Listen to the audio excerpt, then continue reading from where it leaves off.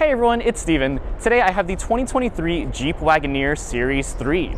Jeep reintroduced the Wagoneer name brand after 30 years off the market, and now we've got this full-size 3-row SUV here. This is the second model year of the Jeep Wagoneer. It was introduced in 2022, and I've got the 2023 here. It actually does bring some exciting changes, which is quite uncommon for the second model year. You have a brand new engine in all the trims except for the Series 1, which is the base. So in the Series 2 and Series 3 trims, you have this new Hurricane engine. It's actually a twin-turbo inline-6. It's more efficient and has more horsepower.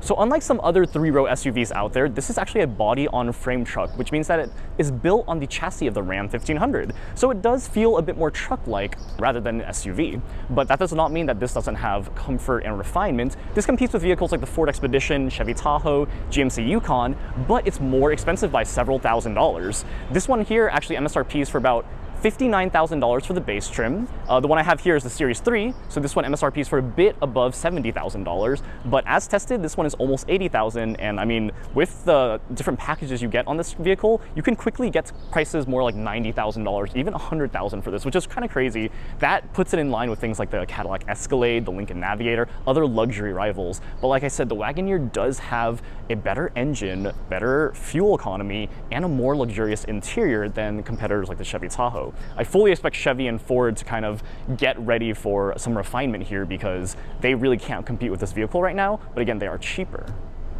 So this Series 3 has the new Hurricane inline-6 twin-turbo engine, makes 420 horsepower and 486 pound-feet of torque. That moves this big vehicle from 0 to 60 in about 6 seconds, which is pretty impressive, but actually pretty comparable to the rest of its class.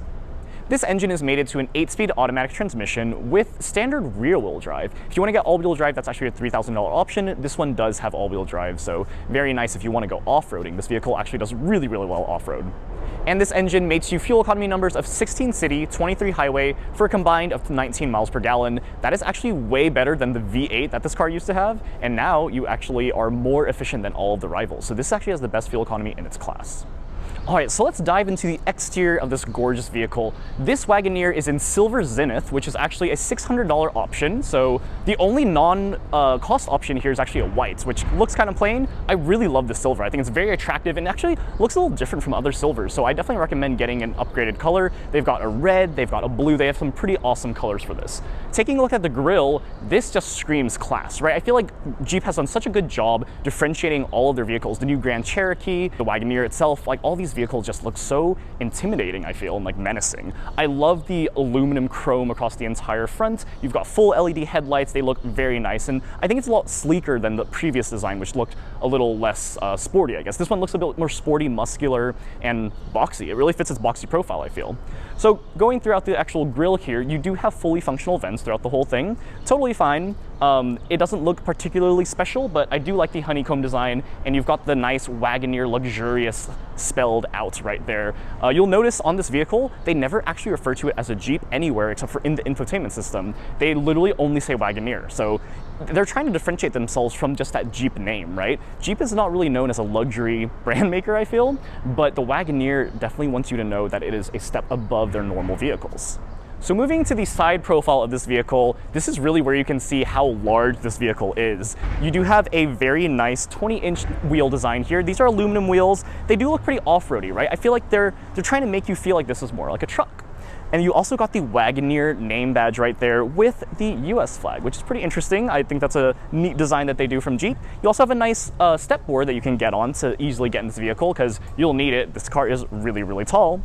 And going throughout the actual side profile, you'll see boxy design, nothing that interesting. The windows are pretty nice, but I will note that the A, B, and C pillars are actually pretty large, so you can't see as much when you're on the inside, as I'll show you guys later. And as expected, you do have some roof racks on this vehicle that help you transport things. This car has insane towing capabilities here. With the towing package, you can tow up to 10,000 on this huge truck, so pretty impressive if you ask me. Going into the rear here, I think this looks really nice. You probably notice on the side profile that there are some angles where this vehicle looks kind of strange, right? Like this truck is just so massive. It's a massive 3 rows. Every row is actually usable, which is very impressive. But going into the actual rear here, you've got the Wagoneer name brand again. So they really want you to know this is the Wagoneer, a special vehicle, not just your cheap run-of-the-mill Jeep Renegade or Wrangler, right? You've got some badging on the bottom left and bottom right. Here is going to say Quadra-Track, which is their 4-wheel drive system. And on the other side, it says Series 3. Very, very tiny. You can barely even see it. But that is how you can tell what trim this vehicle is. You'll notice you have no actual rear diffuser, no visible exhaust pipes, but we can take a listen of how this 3-liter inline-6 sounds.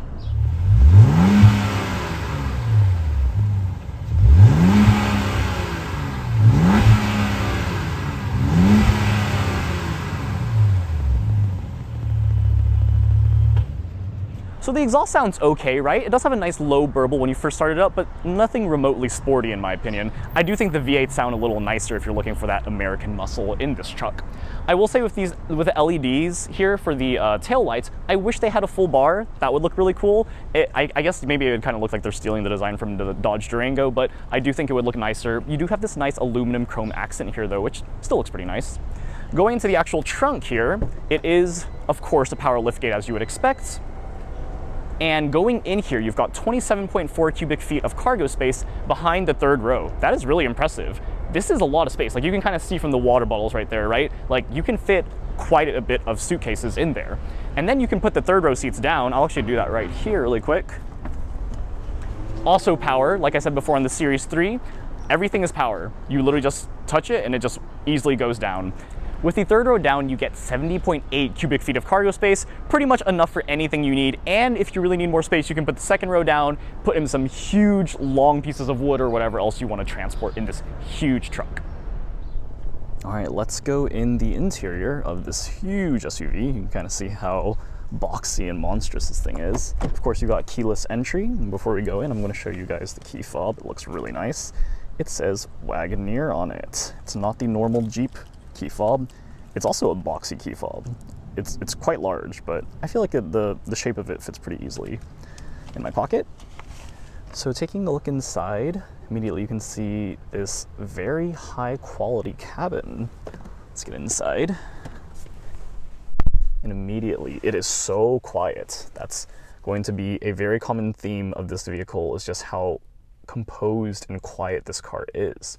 So getting in the vehicle, you can see you've got some nice screens set up here. The inside is definitely not as opulent as the Grand Wagoneer, but again, this car doesn't really compete in that category, though it punches way above its class. Starting up the car, Jeep since 1941, you've got the Alpine speaker system, and you also have a 10.3-inch digital display here. Looks pretty nice. Let's talk about this first then. So this display is one of Jeep's first fully digital gauge clusters, which is really cool. It's relatively configurable. I wouldn't say it's the most configurable thing in the world. You have a few different menus you can choose from here. And you can actually kind of display what else you can choose between what you want to display in these little widgets. Kind of interesting. I think the actual intention is for someone to just use this as their main screen, even though I think this looks really messy. I like going into the actual screen here, and it has some pretty nice graphics. Did you see how that speedometer and tach kind of came in like that?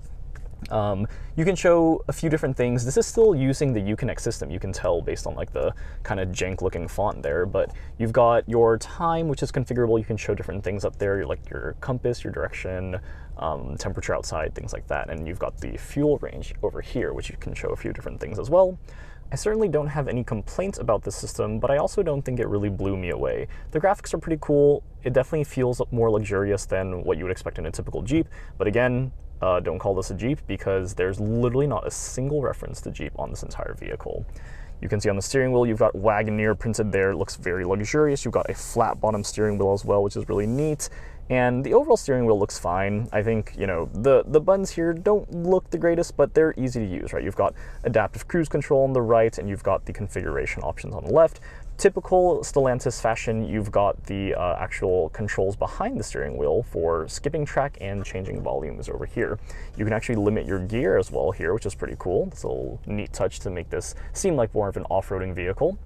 You've got your typical turn stalk and your wiper controls on the right-hand side. So they didn't do anything that fancy for the actual driver's seat here.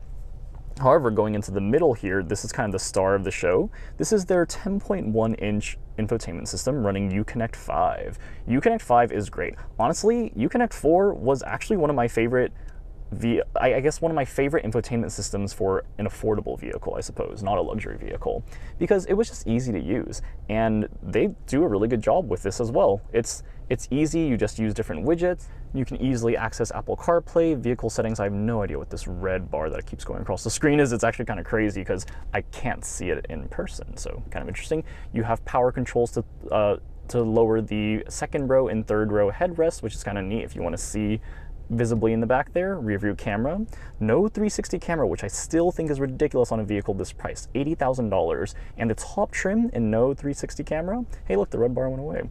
I don't know. But anyways, I think it's ridiculous that the 360 camera does not come by default on a vehicle this expensive and this luxurious. The tech in this car really is a standout. You've got your climate controls, you've got a heated steering wheel, ventilated seats, and heated seats as well. And the cool part is you also have physical controls. I very much applaud Jeep for the way they did the layout of this vehicle because you really have everything at your disposal. I will say this large black bezel doesn't look very good. And again, the general appearance of this cabin looks really good, but my goodness, the amount of time I spent cleaning this car up, this shiny piano black gloss plastic is just kind of ridiculous, and it's everywhere. And it just is a fingerprint magnet, really had to clean. I highly recommend getting a microfiber towel if you're going to own this vehicle. But yeah, they did a great job with the balance of physical buttons and the actual controls in the system itself. Really easy to use everything here. I really like this system, really smooth controls and intuitive, and like this navigation system is impressive from Jeep, right? I feel like you wouldn't expect something like this, but like this looks almost as good as Google Maps, I dare say. And then going into CarPlay, of course, it takes up the entire screen. Looks good, easy to use. Everything here is easy. You've got off-road pages, which is really interesting. Every vehicle setting is easily found in this settings tab. I love that. I feel like other cars are just not doing it correctly, but you've got everything. You've got audio settings, you've got you know, light settings, doors, comfort, navigation, driving assist. Everything is in here, which is super cool. All right, let's move down. You can really see my reflection there. Let's move down to the center console area. So you've got auto start, stop, lane departure assist, all that sort of typical stuff you would expect in a vehicle this pricey. You've got your parking assist, you've got front and rear sensors, no side sensors though, which is kind of weird. Again, this car is humongous and difficult to park, especially in New York. So I just feel like it's embarrassing that a vehicle at this price tag doesn't have those options.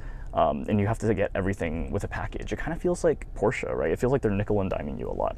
You do have a really nice lever to control your different drive modes. You also have a lever here to control your air suspension, which is pretty cool. They're adopting the cool way of having a rotating little knob here for your actual gear select, which is, you know, I liked it in Jaguar and everything, so I like it here as well, and it looks nice. It definitely, this center console area does look very, very premium. And then you've got two very functional cup holders. They can hold cups of all different sizes and water bottles, which is pretty cool because they're very large and they have those rubber pads that kind of keep your drink in place. You can fit a cell phone here and some other storage here. So there is a ton of storage. I don't know if you can tell, but the amount of width between the two driver's seats, the driver and the passenger seat, are huge. You've got a ginormous, absolutely ginormous center console here. You've got storage here. You've got some USB-A and USB-C. You have that nice trim here as well. I really like this trim. It looks really nice with the black.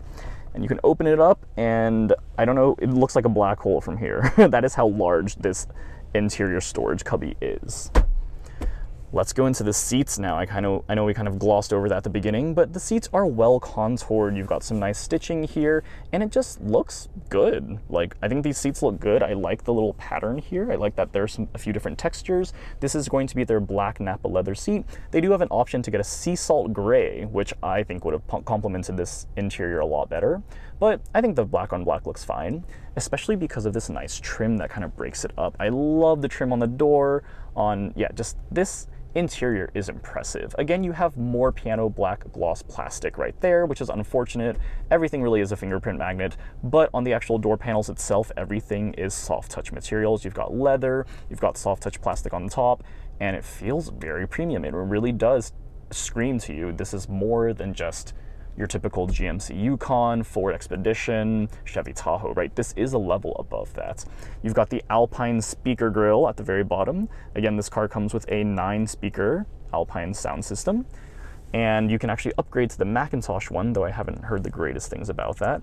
But overall, this cabin just looks really good. I will note that the A-pillar, along with that little grab handle and the large side mirrors, does block a bit of visibility. And without the pano sunroof, which is in a package, of course, which is ridiculous on an $80,000 vehicle of this size, without the tri-pane pano sunroof that you can get, this cabin does feel a little claustrophobic. Visibility isn't terrible, right? You do have these long, wide mirrors, or windows, but I just feel like overall, there are times when I'm driving and I would really like to be able to see a bit more. One of the nice things that I want to make sure I mention is the heads-up display. You do get that with the Series 3 trim, which is nice because considering you don't get a lot of other stuff, I was kind of shocked. You do get that, and you get third-row power seats, and you get all the standard safety suite. So you've got blind spot monitors, rear cross traffic alert, front rear parking sensors, like I said before, and you've got a lot of like automatic braking features. So you do get the safety features of an $80,000 vehicle, except for the, you know, the convenience ones, like the 360-degree camera, which I actually think is part of literally what's called the convenience package. So the heads-up display is relatively configurable. You can change a few things about how it displays, and overall, it looks good. I will say I don't feel like it's as high quality as some of the luxury competitors. It does feel a bit more, I don't know, it gets blurry easily when you're like moving your head around, and you can't configure how much it moves to the left or right. So you can only move it up or down, and you can't move it left or right. But you can show a lot of information, and it is definitely a large heads-up display. So it's definitely a plus, but I still feel like it's a step below the luxury competitors. All right, going into the second row here, you do have that nice side step up right there. You can actually have a power step instead, but of course that's in a package. That is pretty much a theme of this vehicle. The second row is mighty impressive. Okay, so this is actually with the front driver's seat all the way back, and I still have so much leg room. I'll show you what it actually looks like with, you know, the normal seating position, which is absurd. You can stretch your legs out. This car is massive. The second row can fit easily 3 adults. It might not be as comfortable with 3 adults, but you can easily fit that. So the middle, you have a digital display for your HVAC controls. You do have heated seats on the Series 3 trim, which is pretty cool. No ventilated seats though, unfortunately, so the passengers in the second row will sweat. But you do have a plethora of plugs. Look at this impressive amount of plugs. You've got USB-C, USB-A, you've got a 12-volt charger, you've got a normal 115-volt AC outlet as well. Crazy. You've also got storage here in case you want to, I don't know what you would put there, but you do have storage. You've got typical seat back pockets. They feel pretty nice and they are leather covered. And then you've got the same impressive material on the door panel. You've got that soft leather with that nice stitching that looks very premium. This soft touch plastic up here, Alpine speaker grills. You've got some nice vents here, grab handles. Everything just looks very premium. Like, just look at it from back here, right? You can tell, like, I would think that this car is competing with things like the Lincoln Navigator or the Cadillac Escalade. It's actually pretty cool, I think, that it undercuts those vehicles and feels definitely more premium than the suburban Tahoe Ford Expedition. You've got an actual headrest for the middle passenger, which is why I said you can actually fit an adult here. And like, this is just, it's all very nice. You've got the same cup holders with the little rubber things to keep your drinks from moving, and this all just feels fantastic. The second row can be had in a captain's chair configuration. The bench is by default, and then I think the captain's chair costs like an extra $1,000 or something like that. I would actually recommend the captain's chair because it looks a lot nicer and gives you a lot easier access to the honestly amazing, incredible third row. All right, so there are about a million ways to get these second row seats down. There's a button here, which is pretty cool. Very convenient, right? All power, I didn't really have to do anything. And going into the third row, you can actually just see from here already how much legroom you have. It is just seriously impressive. I will move the seat back. And I mean, look at this. I have so much, and this is like, it's just the configurability and the amount of legroom and headroom. This car is truly, like, if you're going on a road trip with a bunch of your friends and you're an adult and you're like, how can we fit 7 people into a vehicle or 8 people into a vehicle with everyone having headroom, legroom, and not feeling cramped, and you don't want to rent a minivan? This is definitely the answer. I feel like this vehicle is just seriously impressive. And I mean, I said the same thing in the Yukon and Tahoe reviews, but in this car it feels more premium. Like the back row does not feel like an afterthought. You do have a lot more plastic in the back, but you have storage and a cup holder, more charging ports, USB-C, USB-A, all of it. And you can use this to power fold your seats and move them forward. It's just very, very impressive. Even in this middle seat, I don't feel the greatest, and I definitely would get motion sick, but it's just impressive, right? 6 adults would be so comfortable, all the outlets you could ever need, all the drinks, all the cups. It's such a nice interior. All right, what is the 2023 Jeep Wagoneer Series 3 like to drive? Well, I hope you can tell already just how quiet and upscale this cabin feels, right? Like, this truly reminds me of the Lincoln Navigator, which is such a compliment, I feel, given that this strikes fairly much, $10,000 or more under the top trims of the Lincoln Navigator. The Cadillac Escalade, it just feels like that, right? Like, you've got the tech, you've got the upscale interior look, and the ride quality is just impressive. And this new engine, the Hurricane inline 6, is really great.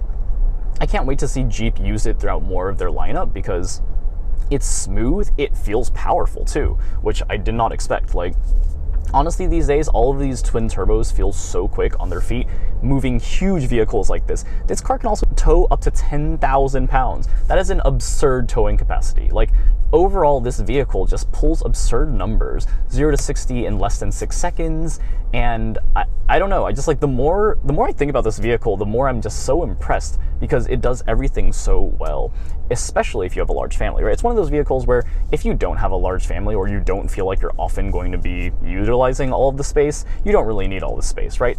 Honestly, the Grand Cherokee, the high trims of the Grand Cherokee can get some of the luxury niceness. It's still not going to have the same ride quality though. That's the thing. This Wagoneer truly impresses with the ride quality and the comfort. These seats, I've been sitting in some ridiculous New York traffic in the past few days, and these seats are comfortable and supportive. I will say no massage seats is kind of shocking on a luxury vehicle like this, because like Jeep truly is trying to market this as a luxury vehicle. That's why the price tag is above the Yukon Expedition, Nissan Armada, and of course the Chevy Tahoe and Suburban.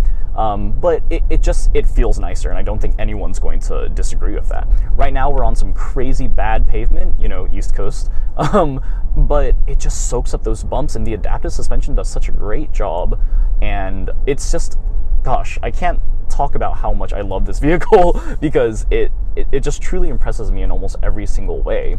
The only thing that I think really annoys me about the concept of buying this vehicle is the packaging. It feels so nickel and dimey. It feels Porsche, but it's not a Porsche, right? It's a Jeep. And it's one of those things where like Jeep kind of has to get past that reputation it has of just being the Wrangler, the truck, you know. It's really that. The fact that they make great vehicles, and really this is one of the most expensive vehicles, right? The only other vehicle that's more expensive in the Jeep lineup is going to be the actual Grand Wagoneer, which, you know, the Grand Wagoneer is an interesting choice because that one, you're really competing with the Escalade and the Lincoln Navigator, established giants in that class that have just always been the pinnacle of American full-size SUV luxury, right? So I don't know how well the Grand Wagoneer is going to do, honestly, but the Wagoneer is a very nice compromise because it doesn't hit the 6-figure price tag, but it still feels kind of like it, honestly, which is pretty cool. In my experience over the last few days, the tech has worked fantastically. The blind spot monitors, rear cross traffic alert, parking sensors, always worked very well. You have the lane keep assist in your heads-up display, which is pretty neat, so you can actually see if you're veering off of a lane, especially in these narrow lanes here and this huge vehicle. That is one of the cons of this vehicle, right? I mean, obviously you probably know that if you're buying this vehicle, but it's huge. It is truly a huge car and difficult to maneuver. There is extreme body roll. There really are, if you do not want to take corners too fast on this thing, even though the engine kind of makes it feel like you can, the car definitely feels smaller than it really is, right? Like, this is a body-on-frame truck, and at the end of the day, it has that chassis that is going to feel a lot more prone to kind of rolling around, right? But that's also what keeps this vehicle so comfortable. And this is just such an impressive truck, and Jeep really knocked it out of the park here. So guys, that's all I wanted to talk through today. Thank you so much for watching. As you can probably tell from my enthusiasm, I really love this car, and it's been super fun to drive this around New York, even though the traffic and everything is terrible here. But it has truly been an amazing car to drive, and probably one of my favorite vehicles I've driven so far of the year. So you can check out my other reviews up here, and you can subscribe down here for more content, and I will talk to you guys in the next video. Thanks everyone, bye!